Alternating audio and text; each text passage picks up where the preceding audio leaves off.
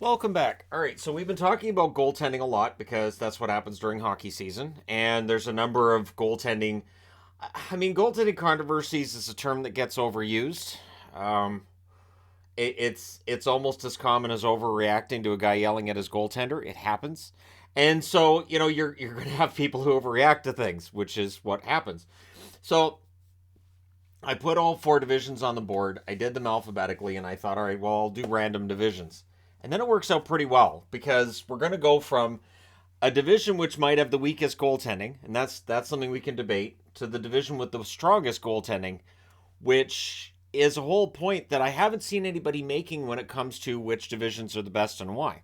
So the goaltending in the Pacific, there are some issues here. First off, if you look at the team save percentages, there's only one team with a save percentage collectively above 900, and that's the Vegas Golden Knights. That 907 save percentage that they have as a team, I wouldn't put them first on in any of the other divisions, but they're easily first in the Pacific. It may very well be what helps them get that division title and run away with it. But we'll go from the start with the Anaheim Ducks. If you believe that Dostal was their best goalie, you're right. If you're looking at goals saved above expected, the only positive is Lucas Dostal at 0.15 per 60 minutes. So that's goals saved above expected. I thought we'd do something a little different today, and this is from moneypuck.com. His actual save percentage, 909, is the best on the team. So the save percentage matches up with the goals saved above expected. Both Gibson and Stolarz are in the negative when it comes to goals saved above expected.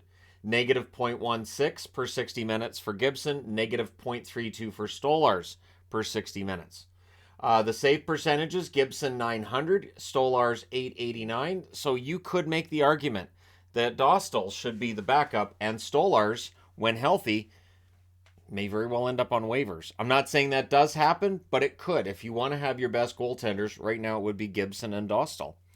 Then you get to Calgary. Markstrom has a positive 0.18 goals saved above expected per 60 minutes played. The interesting thing is, Vladar is below zero on this one at a negative 0.12. But when you look at the save percentages, Vladar's a 905, Markstrom's an 894. So the advanced stats tell you Markstrom's playing better. The normal, regular stats tell you Vladar's playing better. And when you look at save percentages as a team, both Anaheim and Calgary at 894. So both of them would want those save percentages to come up. Although Anaheim is not nearly as convinced that that's an important thing in a year where they're near the bottom of the standings and likely thinking about who they might be able to draft in June. Then you get to Edmonton, and this is where there's a huge divergence between the two goaltenders. Skinner's in the positive, 0.12 goals saved above expected per 60 minutes. I wish there was a less wordy way of saying it, but there isn't. Campbell is in the negative, negative 0.76. So even though he's been playing better lately, the overall number is still not great. And then your standard number between the two, Skinner 916 in save percentage, and Campbell 876 is his save percentage. So they're nowhere near one another. The team's save percentage is 897. So it's a number that Edmonton would like to see come up. Skinner's played well, though, and as long as Skinner's playing more than Campbell, odds are that number comes up. Or if Campbell gets his game together. But it's not really a controversy in Edmonton. Skinner's just the starter at this point, and Campbell's an expensive backup. Then you get to LA. It's very interesting with LA. So Phoenix Copley, who has a limited sample size, is the only positive. Positive 0.03 goals saved above expected per 60 minutes. Yeah, it's close, right? 905 save percentage in general. He's much better statistically than the other two goalies on the board. Quick, negative 0.45 goals saved above expected per 60 minutes. Peterson, one of the worst marks in the league at negative 1.03. Their save percentages, Quick 885, Peterson 868. That combined save percentage as a team at 883, one of the worst marks in the league. And for a while there, LA had the worst mark in the league. For San Jose, there's two goaltenders in the black.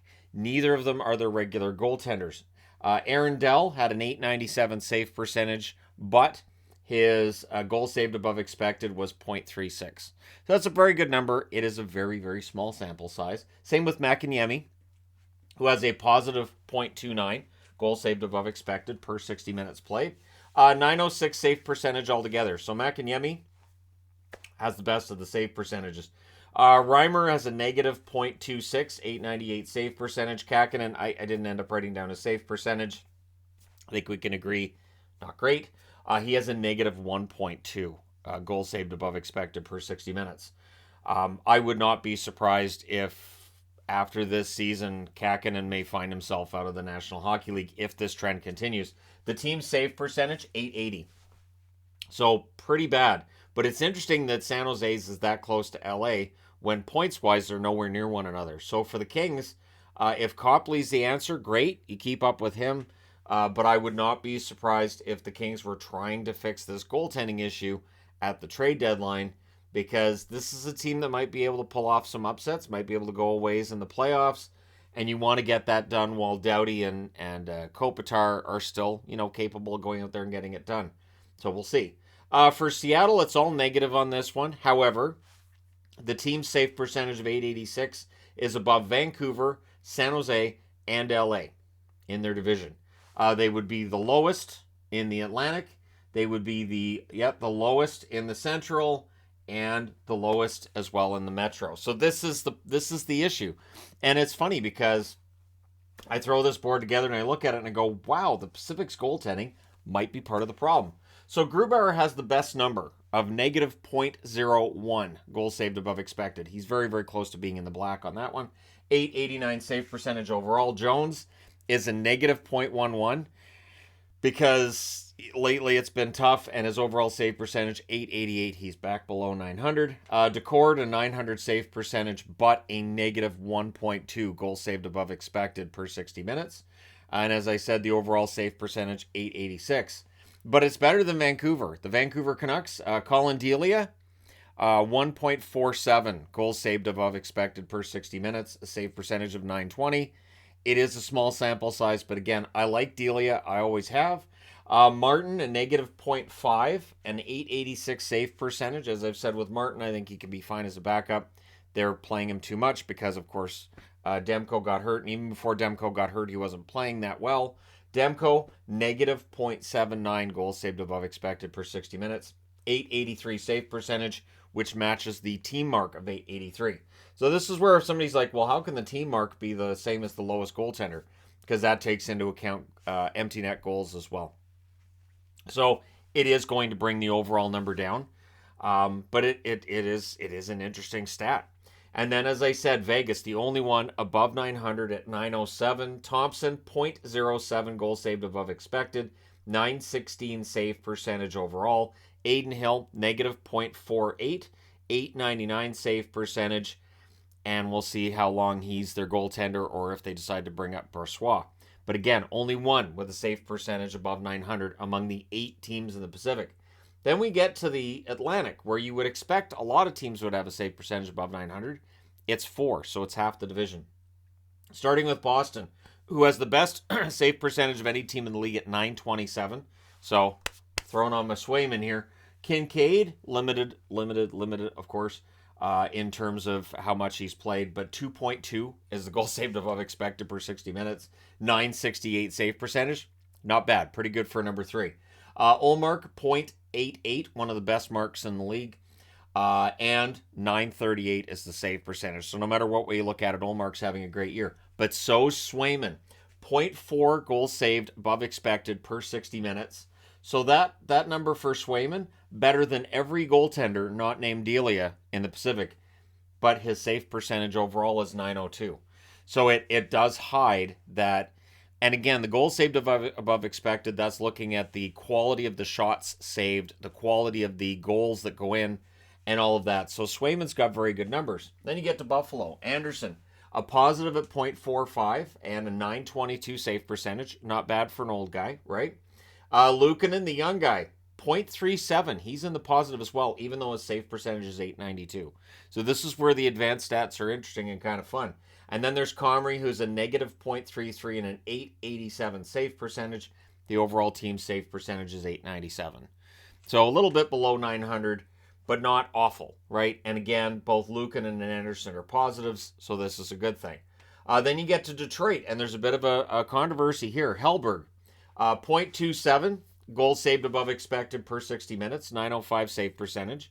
Now, it's possible teams haven't got a book on him yet. They haven't seen him enough, so they may not know a weakness on Hellberg that they've exploited as of yet. But it still does create an interesting picture. You've got Husso, 0.07 goals saved above expected, so he's still in the black on that.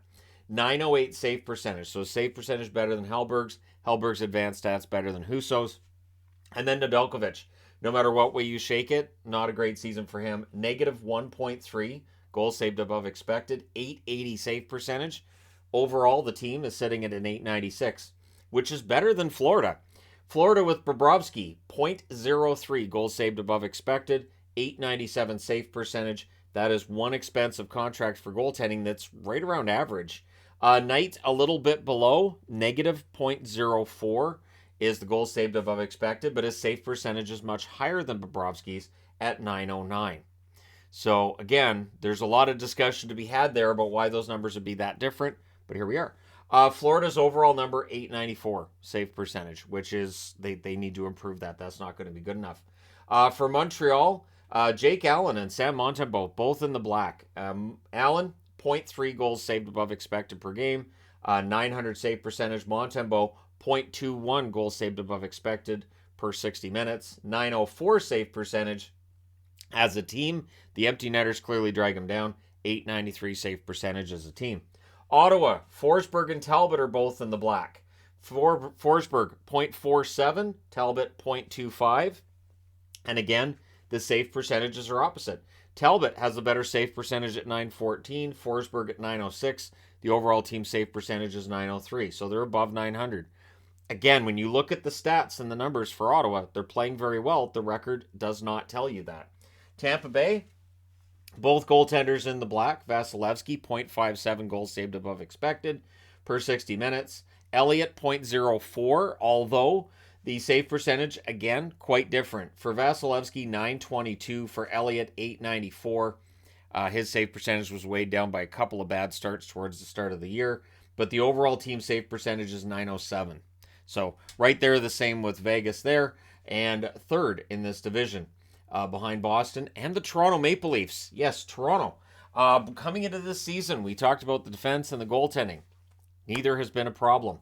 Murray, 0.5 above goals saved above expected per 60 minutes, and Samsonov, 0.46. Shalgren, a negative 0.06, but again, he's your number 3. The overall team save percentage is 910. Now, individually, Murray, 919 save percentage, Samsonov, 920, and Shalgren, 0.898. So the save percentage mildly goes to Samsonov. Goals saved above expected mildly goes towards Matt Murray, but both goaltenders playing well. Then we get over to the Central Division. Vejmelka in the black, 0.73 is how many goals saved above expected he has for every 60 minutes, and a 910 save percentage. Ingram's in the negative at 0.65. I didn't get his save percentage up there either, but we know it's below 900. The overall team save percentage is 897. So for Arizona, an 897, honestly, is not bad. And again, if we come over here and we look, Anaheim, 894, Calgary, 894, Edmonton, 897, LA, 883, San Jose, 880, Seattle, 886, and Vancouver, 883. So Arizona, if they get enough games against the Pacific over this next little while, who knows? Then you get to Chicago. Wells and Stalock are the guys in the black here. Wells, one appearance, 1.8 goals saved above expected per 60 minutes. Take that with a grain of salt, as well as the 923 save percentage. Stalock, 0.26 goals saved above expected, 918 save percentage. He's been their best goaltender, which, not a huge surprise to me. Stalock's had some good runs along the way in his career. Soderblom, negative 0.27 and an 894 save percentage. I will again take the blame on that one. He had a really rough start because I was going to talk about how well he was playing in a video, and then he had that really rough start there that probably killed his numbers. So I apologize. Mrazek, 0.88 in the negative. So negative 0.88 goals saved above expected per 60 minutes. His overall save percentage, 881. He's been better since returning from injury, though. 890 is the overall save percentage for Chicago. Then you get to Colorado. Georgiev's in the positive. Francouz in the negative. Georgiev, positive. 0.27 goals saved above expected per 60 minutes. 919 save percentage. And his numbers are right in line with Shesterkin's right now, the guy that he was tandemed with in New York last year. Francouz a negative .07 in terms of goals saved above expected per 60 minutes. 913 save percentage to Georgiev's 919. The overall team save percentage 914, one of the best numbers in the division. Dallas, you've got Wedgwood on Ottinger, and this again shows a little bit of a difference. Wedgwood saving in terms of goals saved above expected, 0.36 per 60 minutes. Ottinger, 0.34 per 60 minutes. The save percentages, again, flipped. Wedgwood is 910, Ottinger's 920. So Wedgwood has played quite well. The numbers show you that right there. And the overall team save percentage, 913. Not bad. Minnesota, Gustafsson, 0.42 in the positive, 920 save percentage. Fleury in the positive, 0.09, 903 save percentage. The overall save percentage as a team is 904. And this definitely lends itself to the argument that Gustafsson's outplaying Fleury and deserves more starts right now than Marc-Andre Fleury, although Fleury's numbers have been turning around after a really, really rough start. So overall, goaltending in Minnesota is not a problem. The question becomes who's the real starter. Then you get to Nashville, and I think Lankinen deserves more starts than he's been getting. His goal saved above expected tell me, yep, that's true, 0.65. Goal saved above expected per 60 minutes. Saros is at a 0.46. And the save percentages line up too. Lankinen 925, Saros 914. The overall team save percentage is 910. So while Nashville's below the playoff line and they're not playing well, it has nothing to do with their goaltenders. Their goaltenders have been very good. Then there's St. Louis, and this is always there's that you don't want to tread here because Binnington, but Binnington is below zero on this. Negative 0.05 for Binnington with an 897 save percentage. Grice's numbers are actually lower, negative 0.22, although his save percentage is 903. So he is saving less above expected, but he is getting more saves on average, meaning more of the shots on Grice may be of the less dangerous variety. 889 is the save percentage for St. Louis. If they're going to get into the playoffs, they have to fix that save percentage. If you believe it's the defense, then good. If you believe it's the goaltending, then fine, and we move along. But the real important thing is, what does the general manager think the problem is, and how is he going to fix it? Because, again, you need that starter who's going to be, bringing him over the top. The good news is Binnington's not that far below zero. Grace, honestly, while it's below zero, it's not as bad as some of the other numbers over in the Pacific there. So, I mean, it has been okay. Then you get to Winnipeg, and Hellebuck, to the surprise of no one, is having a great year. 0.61 goals saved above expected per 60 minutes. 926 save percentage.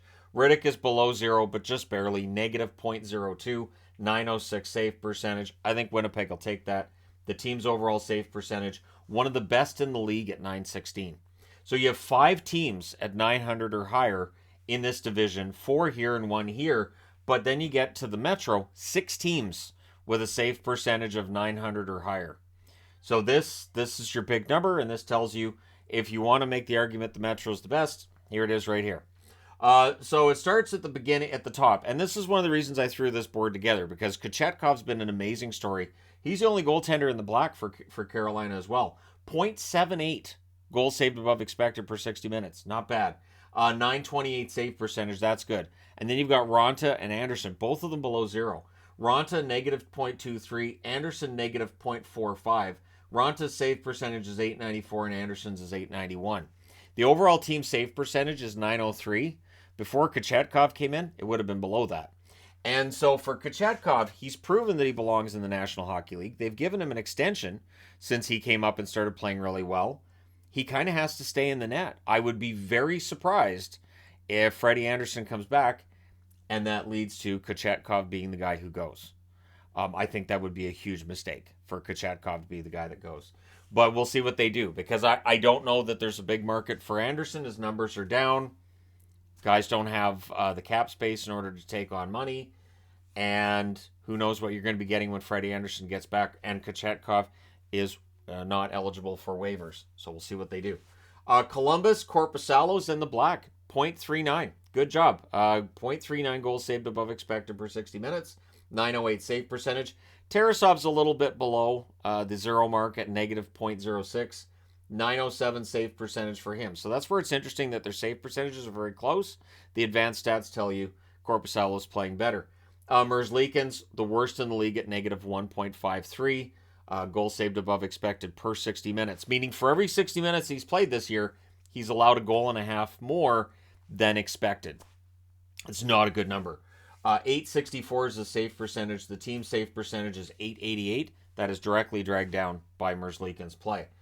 New Jersey, one goaltender in the positive, and it's Schmid. Yeah, .91 goals saved above expected per 60 minutes. 932 save percentage. Vanacek's a negative .07, 910 save percentage for him.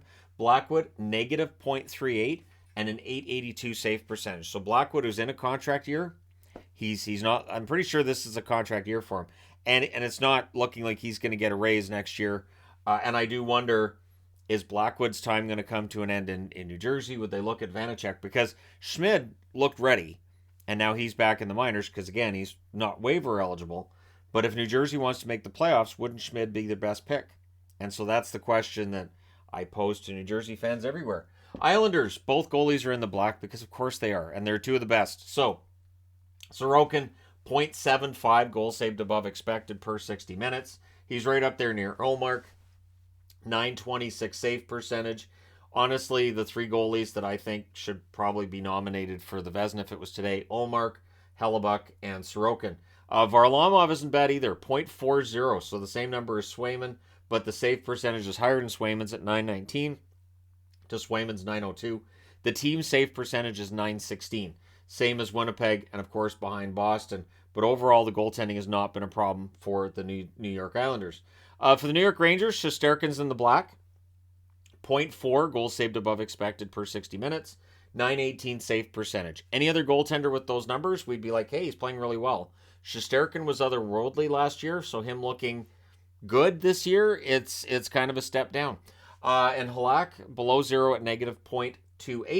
890 save percentage overall, but his play's picked up lately. 907 save percentage for the New York Rangers. Philadelphia, one of the two teams in this division below 900 in save percentage, along with Columbus, which will surprise no one. Carter Hart's been very good, though. .5 is the number of goals saved above expected per 60 minutes.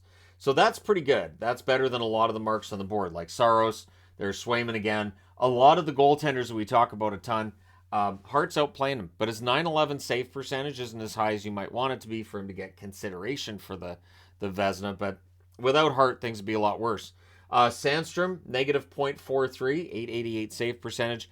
Ersson, despite last night's game, still at a negative 1, 862 save percentage overall. The team, 896 save percentage. Again, that would be third, I should say, in the Pacific. It's seventh in the Metro. So again, I think we're isolating where a problem might lie. Pittsburgh, both goalies are in the black, just barely. Jari .06 or Jari .05 to Smith .06. Save percentage wise, Jari has a 918, DeSmith has a 912. It really is a 1A, 1B situation in Pittsburgh. No reason to be concerned about goaltending there. But if you're talking about a Stanley Cup winning goaltender, do they have one? We shall find out. The good news is Pittsburgh has gotten there with average goaltending in the past, so it's possible to get that again. Winnipeg's right here. Washington's right here. Washington's had good goaltending, right? So they switched both goaltenders, and they let go of Samsonov, who's had a good bounce-back season. Vanacek, a little bit less impressive, but their numbers have been good. And if they were still in Washington, you have to think that those bounce-backs probably would have happened there too. But Kemper's been very good, .32 goals saved above expected per 60 minutes, 920 save percentage, and hey, Charlie Lindgren, for years they said, I don't know why he's not in the NHL, and now he's in the NHL and he's playing well. .25 is the goals saved above expected per 60 minutes, 913 save percentage of the team, at a 910 save percentage, and there's 6 teams in the Metro with a 900 save percentage or higher. So there you go. In terms of controversies, I think Skinner's now the starter here. There isn't one in Calgary. I don't think there's one in Anaheim until Stolarz is ready to come back, and even then, they probably just send Dostal back down.